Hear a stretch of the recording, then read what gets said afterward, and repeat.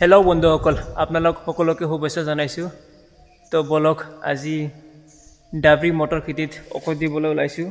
কি ঔষধ দি আছোঁ আৰু কিহৰ কাৰণে দি আছোঁ, ভিডিঅ'টো আপোনালোকে চাই থাকক, সকলো কথা বুজি পাব। তো আজি মই এই দুটা ঔষধ দিবলৈ ওলাইছোঁ। এইটো হ'ল চাপ।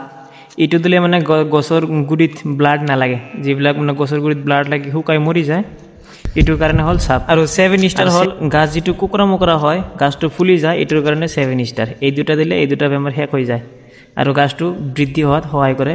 মেইনলি হ'ল চাপ। প্ৰথমতে 1 বাল্টি পানী আনিলোঁ। 1 বাল্টি পানীৰ ঔষধখিনি মিক্স কৰি ল'ম আমি আগতে।